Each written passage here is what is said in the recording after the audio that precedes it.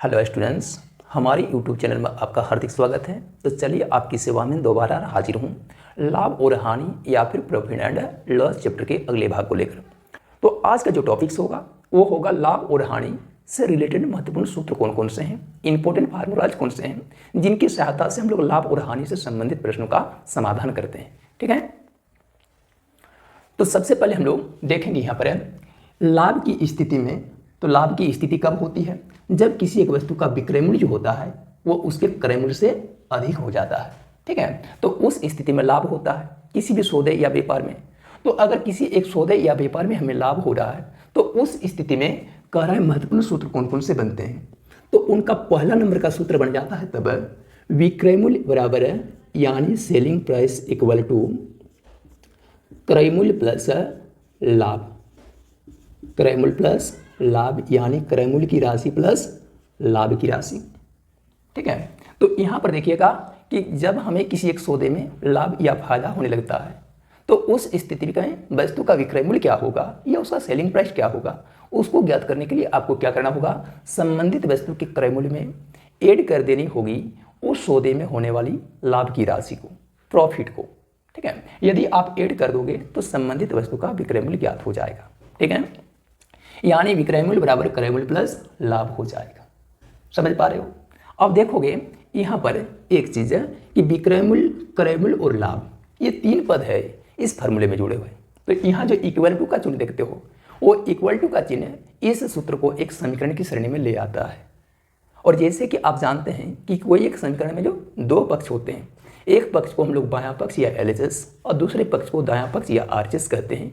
तो इस समीकरण में देखिए बायां पक्ष में विक्रय मूल्य है, दाहिना पक्ष में देखिए दो पद है, एक पद है क्रय मूल्य के रूप में और दूसरा पद है लाभ के रूप में।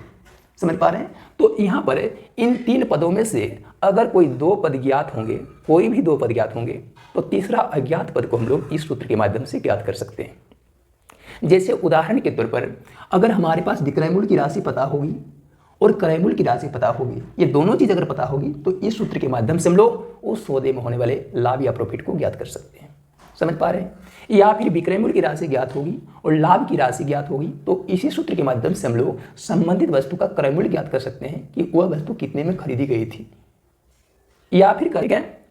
अब देखो ये बेसिक फार्मूला है, इस फार्मूला से चाहो तो आप अन्य दो फार्मूले बना सकते हैं। इतनी देर समझदारी विकसित करनी होगी कि आप एक सूत्र के माध्यम से कई सूत्र का निर्माण कर सके और ये काम बिल्कुल आसान है। कैसे करोगे? तो ध्यान दो, यहाँ इक्वल टू का चिन्ह आ गया है तो निश्चित रूप से वो एक समीकरण का रूप धारण कर लिया है।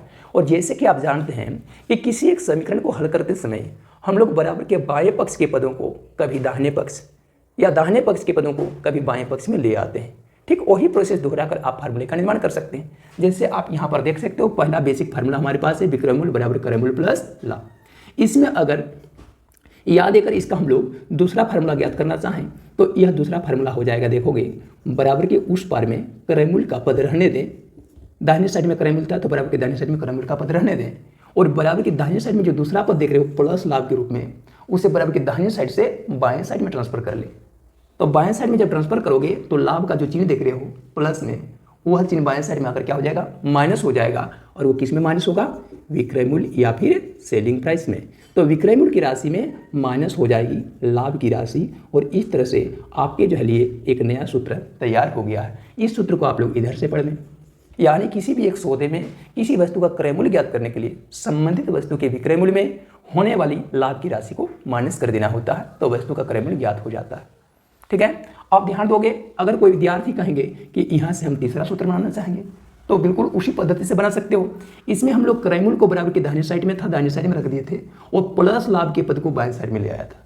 लेकिन हम तो ऐसा भी कर सकते हैं कि लाभ के पद को बराबर के RHS में छोड़ दें हम और क्रय मूल्य के जो पद या टर्म्स हैं उसको बराबर के बाएं साइड में ले आए। तो उस स्थिति में हमारे लिए एक नया सूत्र बन जाएगा। वो सूत्र क्या होगा? तो विक्रय मूल्य LHS में था वो तो LHS में ही रह जाएगा। ठीक है, परंतु दाहिने साइड बराबर के दाहिने साइड में जो क्रय मूल्य नाम का पद है जिसका चिन्ह आगे कुछ नहीं मतलब प्लस है, उसे जब बाएं साइड में लाएंगे तो वो विक्रय मूल्य में माइनस हो जाएगा। कौन चीज? क्रय मूल्य की राशि माइनस हो जाएगी। और क्रय मूल्य की राशि जब माइनस हो जाएगी तो बराबर के दाहिने साइड में कौन सा पद बचेगा?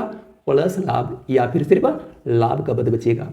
और इस तरह से विक्रय मूल्य माइनस क्रय मूल्य कर देंगे तो उस स्थिति में लाभ प्राप्त हो जाएगा या प्रॉफिट ज्ञात हो जाएगा।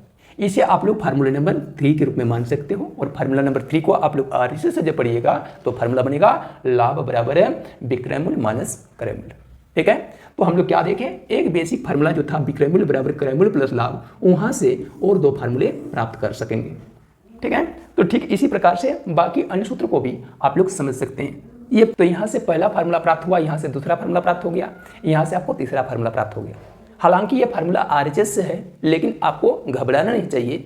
RHS से फार्मूला रहे या LHS से रहे, अक्सर हम लोग का एक हैबिट बन जाता है कि बाएं साइड से ही फार्मूला को पढ़ते हैं, और अक्सर हमारी ये मानसिकता बन जाती है कि कोई भी फार्मूला बाएं साइड से ही पढ़ना चाहिए। लेकिन अक्सर ये बात सही नहीं होती। आप फार्मूला के दोनों ओर से पढ़ सकते हो, RHS से भी पढ़ सकते हो। जैसे इस फार्मूला को, फार्मूला नंबर 2 को पढ़ेंगे हम लोग, तो इसको पढ़ सकते हैं क्या, क्रय मूल्य बराबर विक्रय मूल्य माइनस लाभ पढ़ सकते हैं। ठीक है, या फिर चाहो तो विक्रय मूल्य माइनस लाभ बराबर क्रय मूल्य पढ़ सकते हैं। इसे आप फार्मूला नंबर 2 का नाम दे सकते हो। फार्मूला नंबर 3 के रूप में आप इसको ले सकते हो, लाभ बराबर विक्रय मूल्य माइनस क्रय मूल्य कहें, या फिर विक्रय मूल्य माइनस क्रय मूल्य बराबर लाभ कहें। यह फार्मूला नंबर 3 है। समझ पा रहे हो? इसे पढ़ने की बस थोड़ी कैपेसिटी होनी चाहिए, और इतना तो विकसित करना ही पड़ेगा दोस्त। तो उस स्थिति में देखोगे लाभ बराबर क्या होगा, विक्रय मूल्य माइनस क्रय मूल्य। ये तीसरा फार्मूला हो गया। अब चलते हैं इसके चौथे फार्मूले में। तो इसका चौथा फार्मूला क्या है, तो इसका चौथा फार्मूला है लाभ प्रतिशत। अगर किसी एक सौदे में अगर हमें लाभ हो रहा है तो लाभ की प्रतिशतता कितनी है, कितने प्रतिशत का लाभ हो रहा है, 100 रुपये में कितने रुपये का लाभ होगा। समझ पा रहे हैं? तो लाभ प्रतिशत का फार्मूला होता है, लाभ प्रतिशत बराबर फार्मूला हो जाएगा लाभ गुना 100 बट्टा क्रय मूल्य, कॉस्ट प्राइस। लाभ गुना 100 कहने का मतलब है लाभ की राशि को गुणा कर देना है 100 से, क्योंकि इसे प्रतिशत में ज्ञात करना है, तो इसलिए 100 से गुणा करना ही होगा। अब बट्टा क्रय मूल्य इसलिए क्योंकि कोई भी लाभ या जो हानि होती है उसकी गणना जो होती है क्रय मूल्य के आधार पर होती है। समझ पा रहे हैं? क्रय मूल्य बेसिक पॉइंट है। क्रय मूल्य से अगर वो वस्तु अधिक कीमत पर बेची गई तब तो लाभ हो जाएगा, और क्रय मूल्य से कम कीमत में अगर बेची गई तब तो हानि हो जाएगी ना। तो इसलिए यहाँ पर लाभ प्रतिशत की जब गणना करते हैं तो वहाँ विक्रय मूल्य का फार्मूला यूज नहीं करते हैं, क्या करते हैं, लाभ गुना 100 बट्टा क्रय मूल्य का सूत्र यूज करते हैं। ठीक है,